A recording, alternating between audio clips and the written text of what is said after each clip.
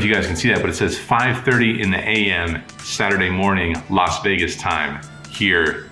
That's where I am. I'm at home in Las Vegas. 24 hours from now, I'll be in a hotel room in Cambodia. I have to go through that journey plane by plane. You guys get to do it instantaneously. Lucky you. Ready? Boom! 1:10 in the AM, Monday morning. See, 1:11 in the morning, Sunday night, Monday morning. I mean, there was a little extra time in there. I had to take a shower as soon as I got into the room here. I mean, give me a break though. 24-hour plus journey. We are here in Cambodia.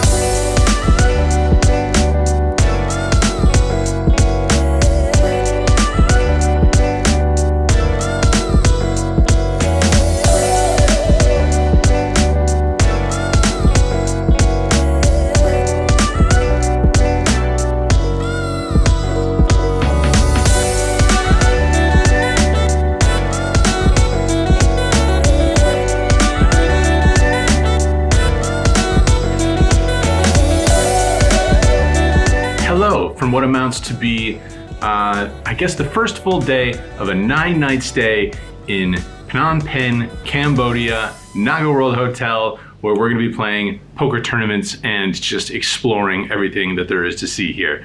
WPT Cambodia is underway, and so is this breakfast, which consists of the traditional Cambodian menu: scrambled eggs, fruit, tons of rolls, orange juice, coffee, and of course,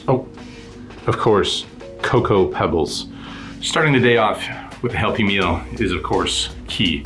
Okay, so the plan is, I'm not exactly sure, but there's lots of tournaments to play. As mentioned, WPT Cambodia is underway already, and we are a few days into it, but today will be my first day firing and partaking, and I'm pretty excited to get into the mix here and see what the poker action looks like. No games running just yet. It's pretty early. It's only like 10 in the morning. On the schedule today is the Mystery Bounty event. But first, going to enjoy this breakfast and then go take in some of the sights around the hotel before the poker.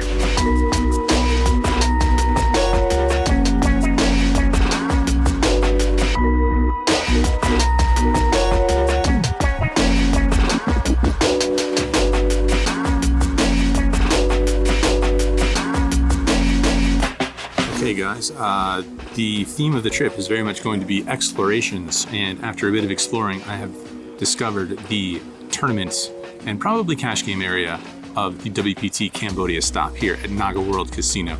We're up here on like maybe the 3rd or 4th floor. Did a little couple laps around the casino. Lots of stuff to take in and explore around here, this being my first time here.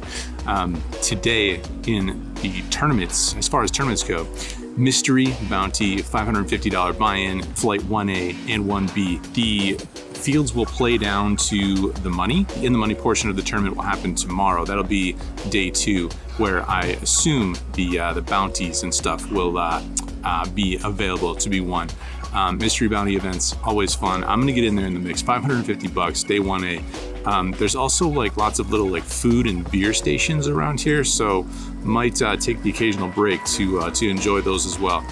Just taking it all in here. Like I said, definitely an adventure out here. Lots to explore, but lots of poker to be played as well. So let's get in there.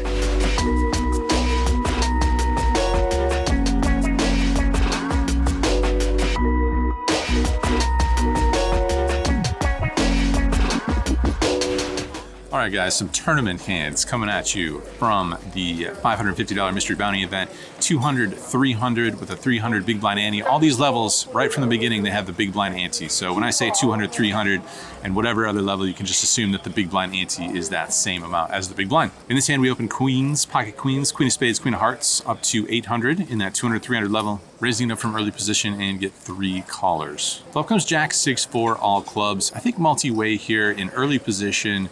No club in our hand. I think we want to try and not pump a bunch of money into this board here. So action checks to me. I decided to check it here, and action checks all the way around. Turn is an offsuit 7. Big blind checks. I'm going to put a little wager out there, see what's going on. I bet 1,500. only the player in the cutoff calls. So heads up to a river card, which is an offsuit 4. I'm going to bet again here, try and set my own price. A little bit of a blocker bet. I bet 1,600 chips. He thinks for a while before deciding on a call. I roll it over, and queens are good here. Dragging in a pot in the early going. All right, playing 300, 500 now. There's an early position raise. He makes it 1,300 go. Folds around to me in the big blind. We look down at pocket 3s this time. Standard defend. I make the call, and we go heads up to a flop, which gives us a gutter. Ace 5 4 2 diamonds. I check. My opponent bets it. That's 1,500. Threes are going to be good here sometimes. You could have like king queen, king jack, king 10 suited, hands like that. Maybe even like 7 8 suited. Of course, we're going to be losing versus an ace, but we have a straight draw to go along with our pair, so I'm going to make the call. Turns to 7 of diamonds. Potential front door flush comes in. I check, and this time my opponent checks it back. River gives us a set, offsuit 3. It does put multiple 1-card straights on the board. I'm going to go ahead and put in another bet here on the river, though. I don't think he should have those hands too often after he checks back on the turn. So I'm going to bet it. 3,000 is my wager, trying to get some value here from an ace-king or ace-queen type hand. My opponent does not deliver that 3K in value. He instead puts in a raise up to 8,000. Very weird spot here. I'm not sure if he would have the straight hands, considering that the front door flush came in on the turn, and also wouldn't necessarily expect him to have a flush here since he checked back on the turn, is now raising the river. I don't know. Andrew will rotate amongst those tables. We are taking an interest list to play in the meetup game. They're just doing an announcement for the meetup game that is happening later this week. 2-5 meetup game, bound to be a good one. All right, where was I? I was on the river. So yeah, I don't know, pretty weird spot. The thing is that, you know, in low and mid stakes tournaments, typically your average player is just not bluff raising the river. So there's a bit of like conflicting information here. Just wouldn't expect him to have that strong of a hand. However, folding versus that river aggression tends to be my exploitative line. So I let it go. We don't get to see a showdown here, unfortunately. I don't know, mixed feelings about that one, but I think it's okay. I mean, we do lose to a bunch of hands anyway. All right, moving along to the 300, 600 level here, down to about 30 big blinds at this point. Not finding a ton of hands. You know, we've shown a couple of pairs here. I got ace king once, put in a 3-bet and took it down with that 3-bet. That's pretty much the extent of the good, strong, playable hands that I've had. In this hand, the cutoff makes it 1,300 to go, and the small blind puts in a 3-bet, 5,200 from him. We look down at ace-queen offsuit in the big blind. As mentioned, with 30 big blinds, I think we have a pretty standard jam here. Lead position open versus a small blind 3-bet. Ranges can be relatively wide here, doesn't need to be super strong. And with 30 bigs, ace-queen off, those chips are going in the middle. I send it, the initial raiser in the cutoff gets out of the way, and the player in the small blind kind of shrugs and tosses in the chips for a call. So we are off to the races here when my opponent reveals pocket 10s. It's a very fair fight, and it's a very, very exciting flop, very interesting flop that comes down ace, ace 10, giving my opponent a full house right off the bat. But we have outs, and one of those outs immediately comes in on the turn, queen. So my opponent is drawing dead to a 10 for quads, which does not come on the river. So we chip up nicely here, double up, the full double up and more, the initial raise coming from the cutoff. That's gonna put us back right up around starting stack. Love to see it. All right, moving right along here, we're playing 400, 800, and we look down at the best hand ever created, the pocket aces. From under the gun, we make it 1,600 to go. 3 callers here, heading to a flop. 4 ways, which comes down 6-5 deuce rainbow. Big blind checks. I'm going to check it here. Kind of a similar game plan to when that flop came down all clubs. The 6-5 deuce flop, when I raised from under the gun, not exactly smashing my under the gun range. So I decided to check it. Action checks over to the button who bets for 3,000, and only I make the call. Turns the 3 of diamonds, putting 4 to a straight on the board and second diamond. I check it, and again my opponent bets 3,000. I'm calling. We got aces. I don't want to fold. I don't want to fold aces. I call. River's a 10 of diamonds. Backdoor flush does come in. I check it. This time my opponent checks back, however. Roll over the aces, and they are good versus the 7-6 of hearts. All right, one more hand here. One more hand of fun from the tournament. Playing 600, 1,200 now. We are past the second break at this point in the tournament. Playing 600, 1,200. Player on the button raises it up to 2,500. I look down at ace king offsuit in the small blind. Time for a 3-bet. I make it 8,000 to go. Pulls back to the player on the button who puts in a 4-bet. Lots of action here. He makes it approximately 27,000 in chips. We don't have too much more than that. I want to say we have somewhere around 35,000. So he is obviously committing himself to this hand with ace king offsuit. That's a premium. I'm going to go with it. Small blind versus button especially. I stick the chips in there. My opponent snap calls and he rolls over pocket kings. We're going to need some help here. It does not come on the flop. It does not come on the turn. And it also does not come on the river. That's it. We're out of there. We're out of the tournament. So that is going to be a wrap for my first tournament here in Cambodia. It's a brick. Didn't really get any momentum. Dipped down below starting stack. Managed to find a double up. And then not too long after that, just straight back down all the way to 0. So that is the Mystery Bounty Day 1A. There is a 1B that has just begun. However, I want to dip my toes in these cash games that are happening back that direction. That's going to be my plan. There's 2-5 going. There's 1-3 going. I might sit in the 1-3 until a 2-5 opens up. But I do want to check out the cash games, get as much of a lay of the land as possible, see what's what, and there will be more bullets fired into tournaments, but might try and hop into these cashies, these cash games.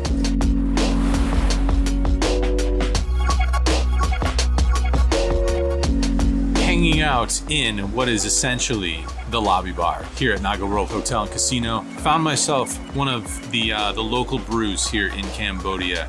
We got ourselves a Hanuman premium lager. Greatness in every moment, it says down here, which is a little ironic because when I play poker, it is definitely not greatness in every moment. But we do our best. We got into the cash games. We sat down in the 2-5 no limit Texas Hold'em, and I immediately got coolered. I ran trips into trips. I made trip 7s. It's not really that interesting. I also didn't record it, so there was a late position raise to 15. I call out of the big blind with the 3-7 of hearts.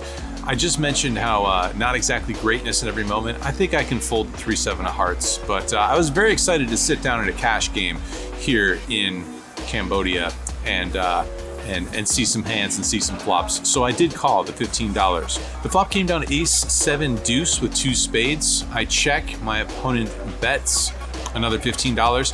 I made the call. Turn is an offsuit 8. I check and he checks back now. River's another 7.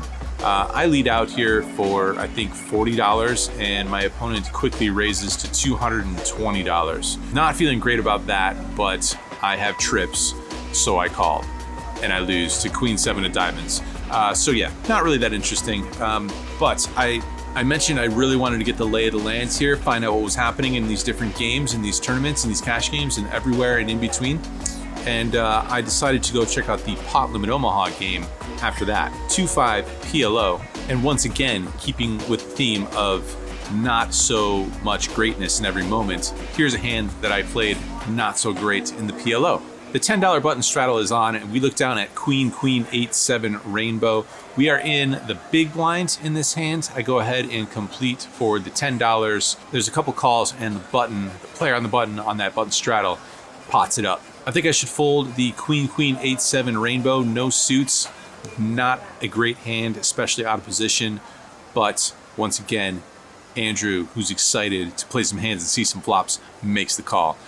Player in the hijack calls as well. So 3 ways to a flop, which comes down pretty favorable for the Queen 8-7. We flop the nuts straight. There are 2 clubs on board, however, which is pretty important here.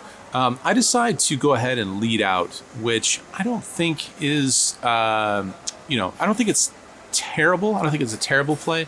But I think with no redraw and just leading out with the nuts straight, when the board is going to change, the nuts are going to change by the river pretty frequently. And not having any backup with our Queen 8-7 here, I'm not sure just leading out and trying to build a massive pot right off the bat is the best play. But that's the action that I chose. I lead out for $85.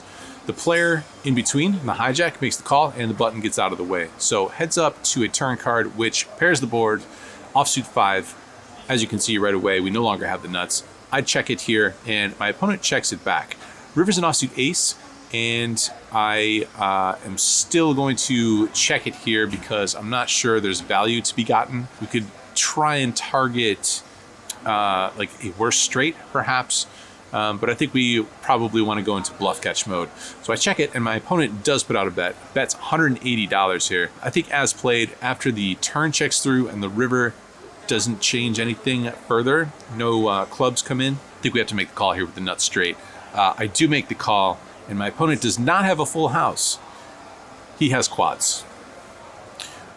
So could have gotten a little more money out of us, maybe. If you bet turn and river, is that true? No, I don't think that's true. Pretty much got the maximum here either way. We don't block full houses. We do have a club in our hand, so just not exactly the strongest play from my end in this hand. All right, moving along, I have the straddle on. There's lots of straddling in this game, lots of double straddling. There's under the gun straddles, there's button straddles, there's double straddles, triple straddles even sometimes. So in this hand, I just have the $10 straddle on. There's lots of limps, and we look down at the king, queen, 10, deuce, double suited. Let's bump it up here. Maybe we thin the field, make it 70 to go. Three ways to a flop of ace, 6, deuce with 2 hearts. We have the king high heart flush draw and bottom pair here. Big blind checks, ace high flops are definitely going to favor the pre-flop raiser, so I'm going to go ahead, continue with good equity here. I bet $120. The player on the button is having none of it whatsoever. He pots it. Big blind gets out of the way. It's back to me. We can't fold here. We've got the nut flush draw and a pair to go along with that. So let's get the money in here. Let's hope for the best. Let's stick it all in. I go all in. He calls, of course. We're running it once. Didn't fly all the way to Cambodia to not gamble. So we're off to the races here. Running it once. The turn pairs the board. Does bring a heart though, and the river brings an additional heart. Inconsequential. I roll it over. And good news, we have the winner here. So we are going to find a full double here, plus a little bit extra. Much needed. Turn the tide here. Feels good to scoop in a reasonable sized pot here after dusting it off a bit in the early going. All right, moving along here. The button straddle is on. We are in the small blind looking down at ace, ace, 8, deuce. Double suited. I'm going to come in for the raise. There's a lot of games where I might just complete my full range in the blinds. When the blinds have to go first after the button straddle, it can be a little bit awkward when you are raising. It's going to look super strong pretty typically, but whatever. There's a lot of action in this game. I feel like it's not going to matter too much when I go ahead and put in the raise to $30 out of the small blind with the double suited aces. And sure enough, the cutoff finds a 3-bet. 3-bets it up to $105, folds back to us. I am in no mood to slow play. I don't think that's necessary with these double suited aces. I think a 4-bet is the play. So I go ahead and do that. I 4-bet up to $315. My opponent makes the call. So we're going heads up to a flop, which comes down 10, 10, 5 with 2 spades. Generally a pretty good flop for us. Don't have a 10. He could easily have a 10, but we flopped the nut flush draw and our overpair to potentially make a full house versus potential trips. Anyway, before we get to that, I'm going to go ahead and c-bet here. I think it's okay to down bet here. I bet 220. My opponent is not done with the hand yet. He makes the call. Turn is the 5 of hearts, which brings backdoor heart potential. There's not enough money to do too much else other than go ahead and jam it all in. I'm not going to check fold. I'm not going to check and potentially let him check back with a heart draw, something like that. We're just going to stick the money in there and hope that he doesn't have a 10 or a 5, or pocket 10s or pocket 5s. I stick it all in. My opponent's snap calls. So we are off to a river card, which is the 7 of hearts, brings in that potential backdoor flush. I announce the very massive strength of my hand, which is 1 pair, technically 2 pair, aces and 10s, and my opponent says it's good. Pair. Good. Oh, this is good. It's good. Lots of action in these cash games to be found, particularly in this PLO game, which is great to see, especially for someone who was stuck, such as I was. No longer, however, back in the black, and not only back in the black from the cash games, but back in the black for the entire day. We win the buy-in from the Mystery Bounty tournament, which was $550. We're into the cash games for $1,500. Cash out of the cash games for $2,197, which is a tiny smidge below $700 worth of profit in the cash games. So, day number 1 here at WPT Cambodia is going to be a wrap at this point. I'm going to enjoy this beverage here in the lobby bar, Naga World Hotel and Casino, spas, shops, slot machines, and restaurants. And I am pretty wiped here, you guys. The performance in the cash games was not my best, but we were able to find some run good, find those double suited aces, and find the action that we needed to get all the way unstuck and book a small win. Lots more to come here. Tomorrow there's tournaments. There's 2 tournaments that I've got my eye on. One is No Limit Hold'em. The other one is Pot Loom Nomha. Not exactly sure what's going to be the play here. And there's plenty of exploring that needs to be done outside of the casino around the city. Stay tuned for all the above. Subscribe for all the above. Like for all the... all right. Cheers.